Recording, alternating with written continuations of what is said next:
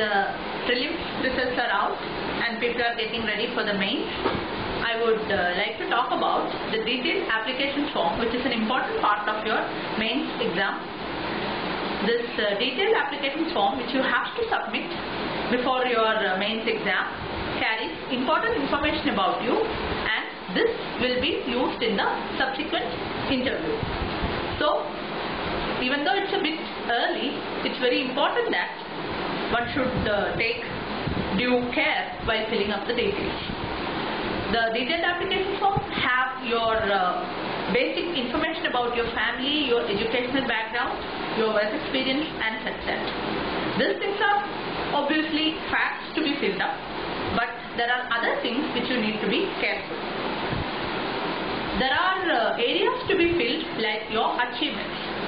UPSC has given different areas like sports, leadership positions and other extracurricular activities separately in addition to hobbies and interests. So the key word here will be to keep it simple. Like in every title, don't crowd it up too much. The most important achievements of yours, be it like a national or state level or at least a district level kind of things, are ideal to be filled in. So if you don't have much to fill up, just leave them plain and don't add up too many things which you don't keep up with now in this, because if you keep things which you done in your school and after that if you don't have much connection to those kind of areas, you may need to brush up them all over again, which may be much more time consuming. Regarding your hobbies and interests, it's very important that you put things which you do at present. So whatever things you do for leisure to relax could be called as a hobby, and this could be anything, but if you make hobbies which looks very conspicuous, that may not be a good idea, because in the actual interview process, your this detailed application form will be presented to the board members like 5 minutes before you enter the room. So, seeing the profile, they will have an idea about you and you will be entering the room soon after. So, if you put some exotic things and expecting that they will pick on these things and ask questions on that, you are totally mistaken, because this kind of an act could be considered as you are trying to manipulate and you are trying to lead the board, which could be a very, very dangerous thing. And something which sounds very strange as hobby, like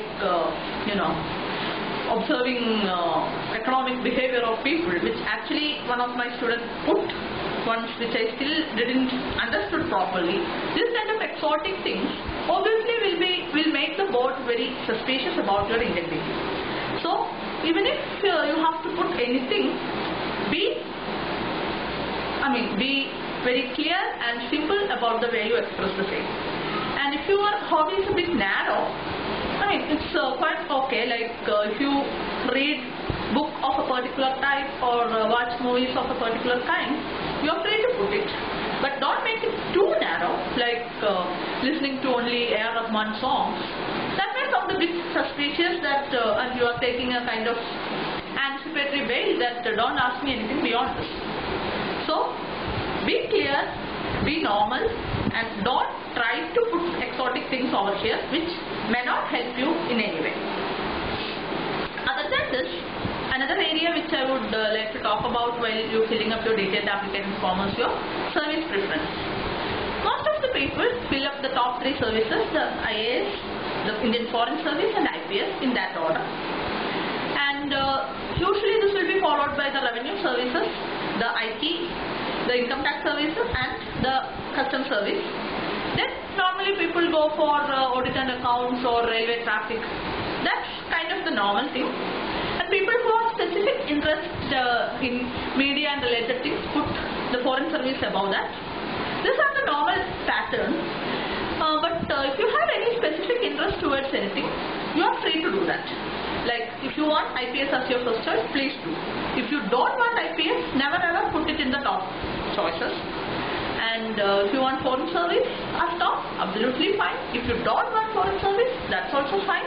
Since UPSC is giving you a choice, you are absolutely free to put it in any order. Normally, people won't ask you much questions regarding these kind of things.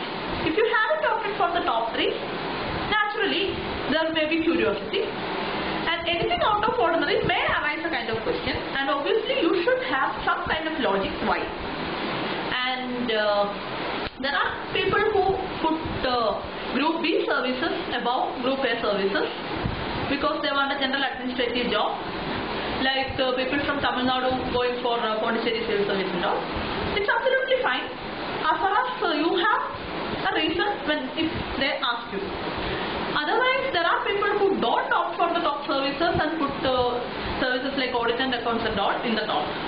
This is also based on certain parameters like it's mostly a 9 to 5 job and you get more time with your family. Among the services, if you go for defense related services, only you opt them if you are like that kind of army kind of an environment. Other services like Indian Railway Traffic Services is a bit technical and it's a very tedious 24/7 job. So only when you have that aptitude and things, you should go for that.